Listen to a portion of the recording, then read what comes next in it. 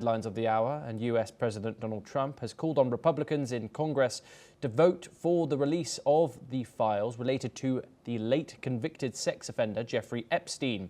Trump's post on his Truth Social came after House Speaker Mike Johnson earlier said that he believed a vote on releasing Justice Department's documents in the Epstein case should help put to rest allegations that Trump had any connection to Epstein's abuse and trafficking of underage girls. Although Trump and Epstein's photographs are available, the president suggests that the two fell out before Epstein's convictions, denying any knowledge of his heinous crimes. Meanwhile, emails released last week by a House committee showed that Epstein believed Trump knew about the girls, though it was not clear what the phrase meant.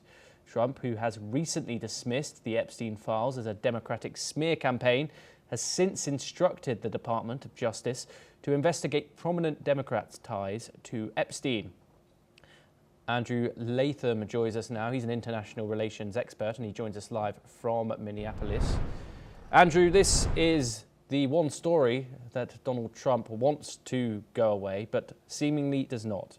And now this is a huge U-turn for the US president to say, now let House Republicans vote for the release of these files and let the people see them, and so Donald Trump gets rid of all these allegations. Why do you think Donald Trump is now urging these Republicans to release all of these Epstein-related files? Well, I think most fundamentally it boils down to making a virtue of necessity. He really doesn't have much of a choice. Every time he resists or supports those who would vote to not release them, he looks guilty, he looks bad. So the vote is not going to go his way. It has exposed fissures within the Republican Party. Nobody who wasn't involved with Epstein wants to be tarred with that particular brush. And they would be seen as such if they were to vote against releasing these files. So you put all of that together, and neither the Republicans in general nor Donald Trump in particular really have the grounds upon which to resist this release. And everything they do that makes it look like they're resisting this release makes them look guilty. So I think making a virtue of necessity is what it boils down to. And of course, as you said, Donald Trump in some of these mails and other evidence that's been put out looks pretty implicated in this. We've seen a birthday note that was written for Jeffrey Epstein. We've also seen allegations that Donald Trump, from the emails, had dinner with Jeffrey Epstein on Thanksgiving, on his first Thanksgiving in the White House. However, Trump says the two fell out before Epstein's convictions. Is there any way Donald Trump can handle these files? Are these files, how are they kind of locked up? How are they maintained in regards to the fact that will we get everything here if the House does vote to release them?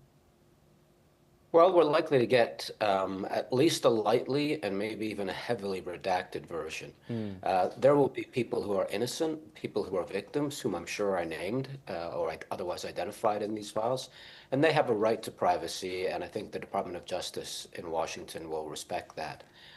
What it will not respect, though, is the quote-unquote innocence of President Trump. He is the reason why these files have such prominence.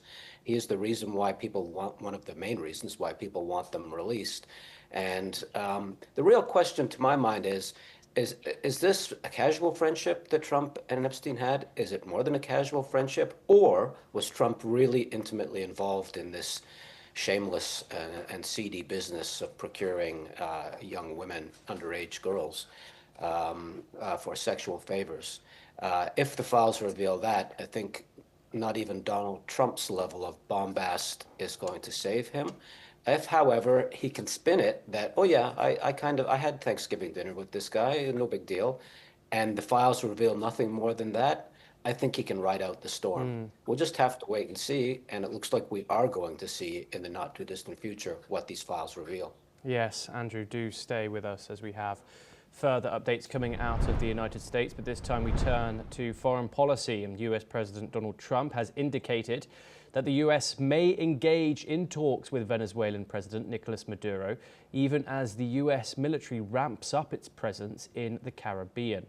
The announcement comes amid rising tensions between the two countries, with the US deploying warships and troops to the region and conducting operations targeting alleged drug smuggling boats linked to Venezuela.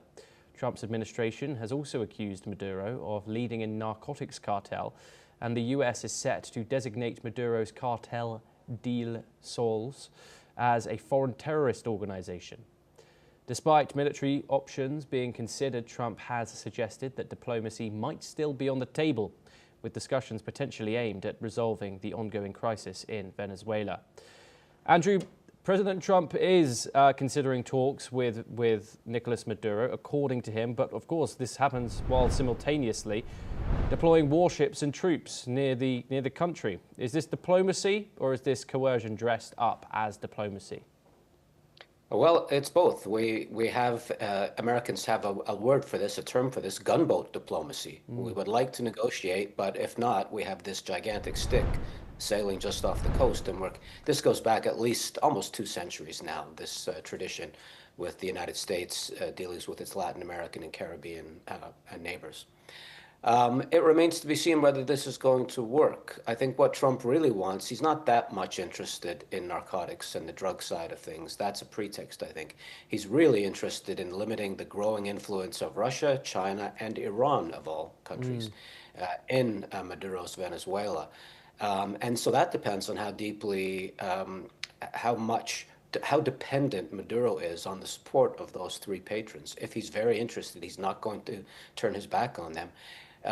He doesn't want a shooting war. Maduro does not want a shooting war at this point, but nor really does Donald Trump. This can't end well for either party ultimately.